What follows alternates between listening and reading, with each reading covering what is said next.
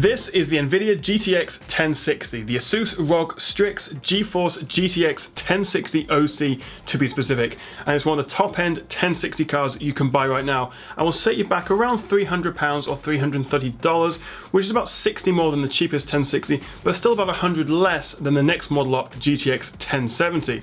So what's new, how fast is it, and how does it compare to the 1070, and also AMD's RX 480? And of course the big question, should you buy it?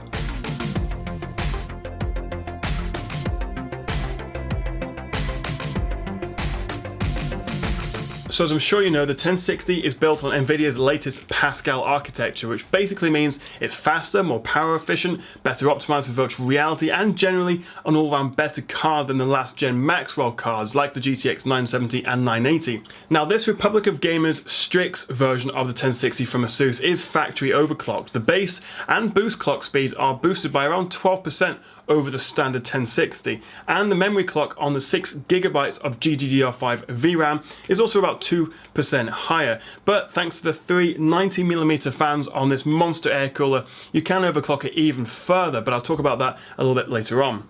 The card itself looks pretty great. There's nothing too garish about it. It's quite an understated card, even though it does have this monster fan on it. It has a full length backplate on the back, and it also offers customizable RGB lighting. But this is a big card. It's about 11 inches long, so it's just as long as the 1070, the 1080, or the last generation 980 cards. And of course, this triple fan air cooler makes it a lot thicker than the standard Founders Edition as well of these cards, so you're going to need about 2 PCI slots worth of sort of depth in your computer to fit this, so make sure your PC case will fit it because it is a big card. In terms of ports, it's actually pretty cutting edge. We've got 2 DisplayPort 1.4s, 1 HDMI 2.0B, and a dual link DVI to be exact. And these ports make these cards much more future-proof because you can output up to 4K 120Hz through the DisplayPort 1.4 and also 4K at 60Hz through the HDMI 2.0B, as well as HDR content. So even though you may not be using this for 4K, this 1060 card isn't really meant for 4K, it is great still to have these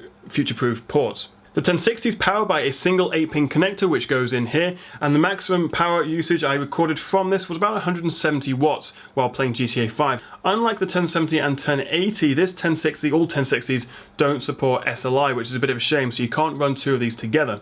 So how fast is it in games? Well, I tested this card in a range of games at high to very high settings with 2x anti-aliasing at both 1080p and 1440p, but not 4K, as this card isn't really meant for gaming at that resolution.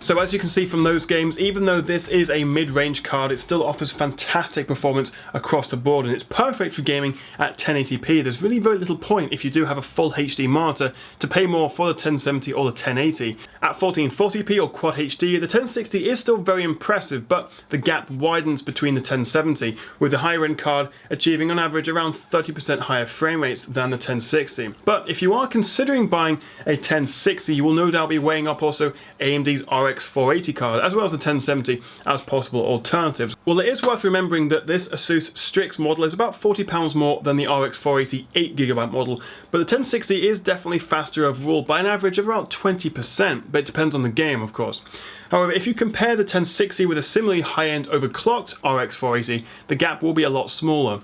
But overall, I still suspect the 1060 will be a bit faster, and I think it's the better choice as NVIDIA driver support is better. Now moving on from performance, one of the other benefits of these new Pascal cards is they run cooler and quieter than the older Maxwell cards.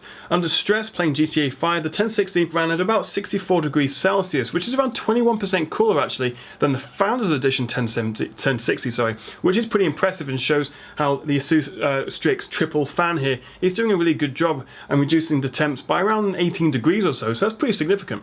Now, a quick word about overclocking. Obviously, this is already factory overclocked, but using Asus's own software, I was actually able to reach a stable overclock on the 1060 here of about 11% on top of that factory overclock. In GTA 5, this pushed the frame rate up by around 10% on average between 1080p and 1440p resolutions. So let's sum up the Asus ROG Strix 1060 OC. I'm seriously impressed with how fast it is at 1080p and also 1440p, and gives the 1070 a good run for its money. The fact, as I say, that it's pre-overclocked out of the factory and can then be boosted by 10% further really pushes the 1060's performance closer to that of the 1070.